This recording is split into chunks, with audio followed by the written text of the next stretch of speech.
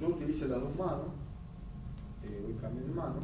Tengan en cuenta que hay que usar las dos manos porque el traductor va buscando los puntos de referencia, pero la mano también ubica la cadera donde debe ser y no siempre es igual.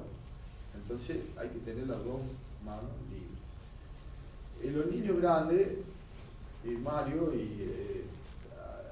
usa una técnica porque los chicos te surten la patada, digamos, porque tiene mucha fuerza, es difícil sostenerlo. Entonces, ¿qué hace? Le pide a la madre que el miembro que no vamos a examinar quede elongado, fijo, lo bloquea la madre y bloquea el talón del bebé sobre la piernita y eso no se mueve y así se puede hacer ecografía en los niños grandes. Ustedes dicen, bueno, podemos hacer una placa de una placa, sí, se puede hacer una placa, pero yo creo que un chico grande, a pesar que estamos llegando tarde, que el método no fue creado para eso, y si el desarrollo del núcleo no es muy grande, no es muy importante, se puede hacer el diagnóstico de una cadera normal. Esa es la forma, de un lado, ahí con la mano derecha y ahí con la mano izquierda. Vamos a lo que sería la anatomía normal.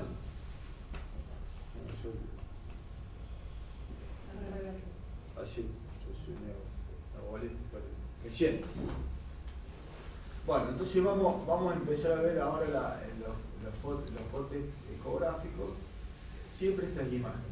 Lo redondo de la cabeza del fémur, ¿cierto? Y se va a ver como pila de moneda, ¿no es cierto? Que es todo el componente cartilaginoso de la cabeza del fémur, habitualmente es lo que aparece ahí.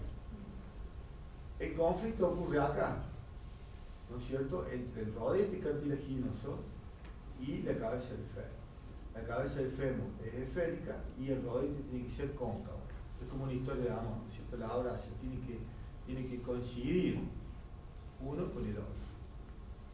Entonces, parte del primer concepto, el primer conflicto se ocurre acá. Si esto tiene se llama interlínea articular, es oblicuo, y si la cabeza intenta salir, va a cambiar la disposición que tiene de concavidad que tiene el rodete cartilaginoso. ¿Me siguen? Entonces lo primero lo vamos a ver ahí. Una cadera que es inestable, que se mueve un poco, es diferente según como sea la interlínea articular. ¿Está? Si la interlínea articular es cóncava, es fisiológico. Si la interlínea articular es recta, la cabeza intenta salir, hay algún grado puede ser mínimamente subluxado. Entonces merece tratamiento. ¿Está? Acá en el 3, lo que vemos es el fondo del cótilo, en el fondo del cótilo hay grasa y el ligamento redondo. Este es el limbus o fibrocartílago que sostiene, ¿no es cierto?, la cabeza del fémur. Este es el ilion y la punta es el talus, que es una zona de intensa modulación, ¿no es cierto?, el cótilo completo. Esto se puede hacer un ángulo, que después les cuento, que está acá. Y nosotros utilizamos una medida simple que se llama, primero siempre viendo la anatomía, que lo que yo les conté sea normal, y después trazamos una línea desde el ilion que pasa por el talón, y lo que está sumergido es lo que se llama el porcentaje de cobertura. Es muy simple. Es como si fuera el sol naciente, lo que está sumergido es lo que evaluamos, lo que no se vería del sol es lo que evaluamos. Eso es normal y va a variar en función de la edad del paciente. Habitualmente el periodo neonatal tiene que estar cubierto el 50% de la cabeza del fémur y a los 3 meses el 60%. Así que no es lo mismo un paciente de 7 meses que un paciente neonatal. Esto va aumentando, el porcentaje de cobertura va aumentando. Después el ángulo de Graf es este que se forma, ¿no es cierto?, por el cótilo y el ilion, que es este. Y el ángulo beta de Graf, no los quiero marear, es solamente demostrado lo que la cabeza se tiende a salir. Así que hoy es más simple ver qué grado de cobertura tiene. ¿Está? El pubis, que es esta imagen blanca que tenemos acá, y no sé si me olvidó algo, pero después lo vamos a repasar. Lo mismo que les mostré en la foto está acá. Está lo redondo de la cabeza femoral, miren la interlínea articular, bien cóncava, el limbus, acá tenemos el plano muscular, ¿no es cierto? El ilion, el fondo del cotilo, el pubis. Este es lo que tenemos acá, el cartílago trirradiado. Entonces, bueno, estos son todos lo que se llaman hitos de interpretación. Hay otro concepto que es, no podemos hacer ecografía de cadera más o menos. ¿Por qué? Porque podemos subluxar ecográficamente una cadera si la técnica nuestra no es buena. Entonces, siempre tenemos que tener la interlínea articular, el hilo lo más recto posible y el pubis. Son 3 puntos que tienen que estar en la foto.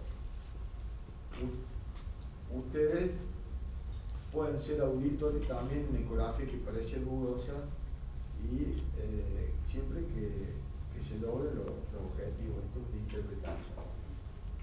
Sigamos. Bueno, entonces screening de primer nivel, yo le decía efectuado por radiólogo generalista entrenado, se mide el fondo del cotilo y se detecta la inestabilidad. Muy simple, si yo veo esto grande, hay algo. ¿Me siguen?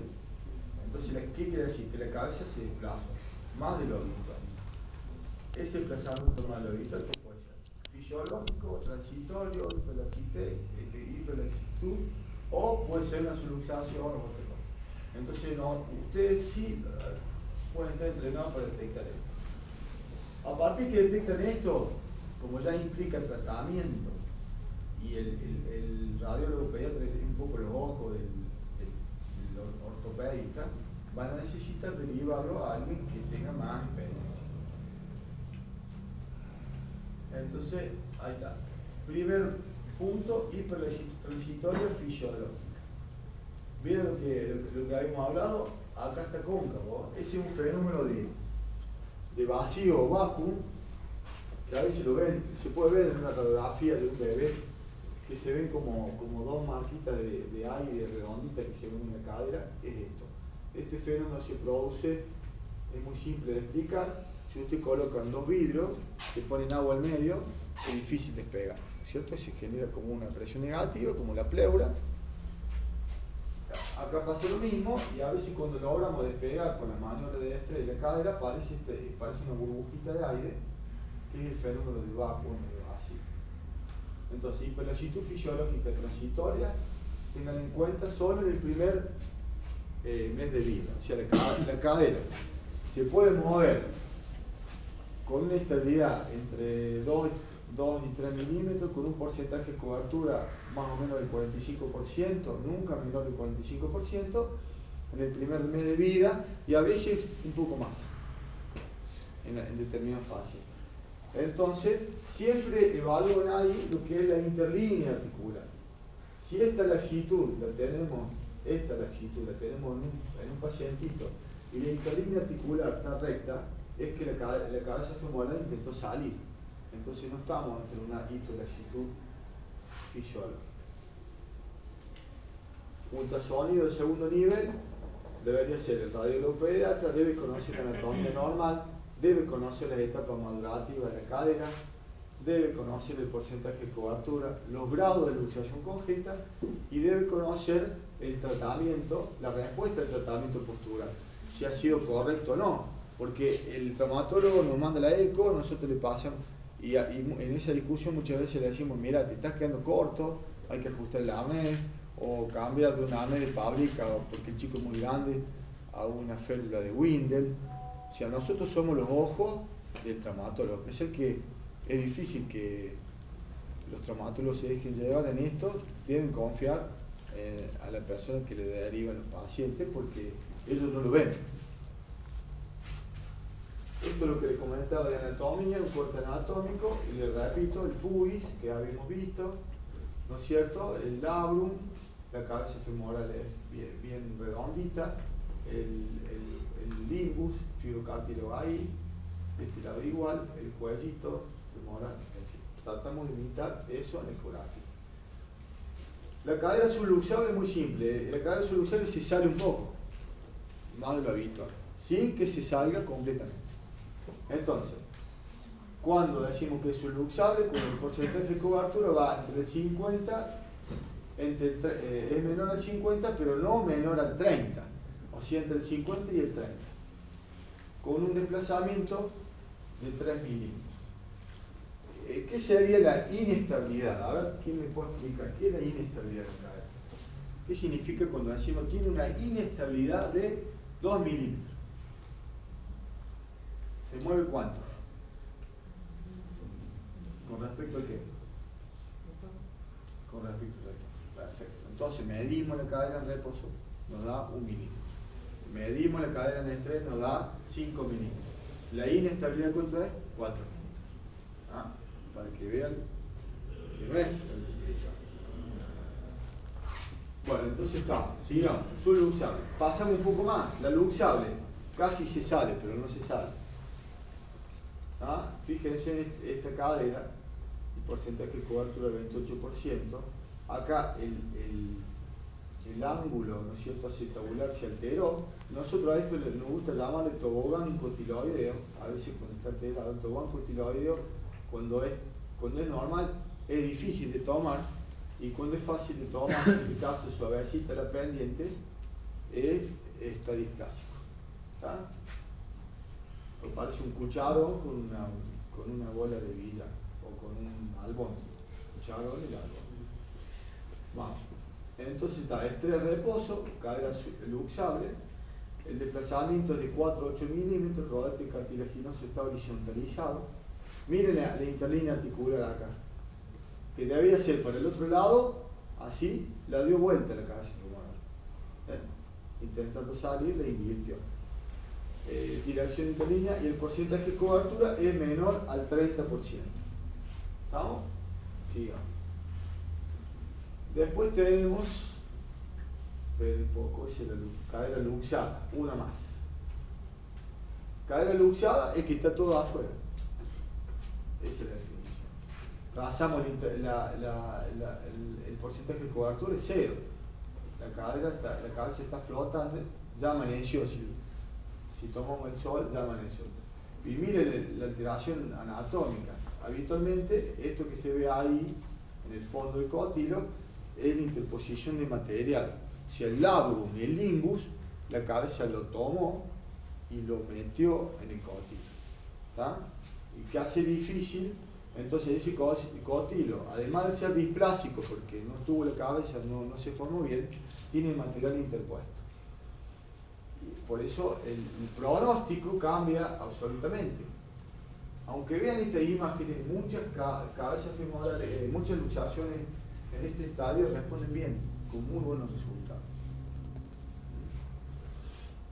Y después tenemos la luxación irreductible, que habitualmente son luxaciones muy precoces en el embarazo. Algunos le llaman teratológicas, se ocurrieron muy precoces. Entonces, directamente no está formado el cótilo. Acá es todo es un manejo difícil porque hay que proponer lo que se llama abandono terapéutico. Estas caderitas no tienen solución. Es difícil decirle a un papá que la caderita no va a funcionar. Lo mismo se le pone el tratamiento porque, primero, porque vamos dando tiempo. Segundo, porque los padres se van adaptando a esta idea que dura. Y después que el tono muscular va mejorando, porque está hipertónico, ¿no es cierto?, estas caderas, y la presencia del AMES hace que el tono mejore para en una eventual cirugía. Va a ayudar que posterior de la cirugía el músculo no traccione de vuelta, esta cadera está luxada. Entonces, el tratamiento y ecografía. Entonces, primero en el momento agudo, nosotros controlamos la correcta alineación de la cabeza femoral con el AMES puesto. No hay que sacar y poner el AMES, sobre todo una cadera completamente inestable. porque en los casos graves el AME tiene que estar constantemente, la mamá no lo puede bañar, no lo puede sacar, no lo puede cambiar, entonces yo siempre le digo, la mugre se va, no deja secuela. Hay madres que le genera mucho conflicto no poder bañar además de ponerle todos los vestiditos que le compraron, que no van a poder usar porque van a tener que usar una babucha tipo payaso,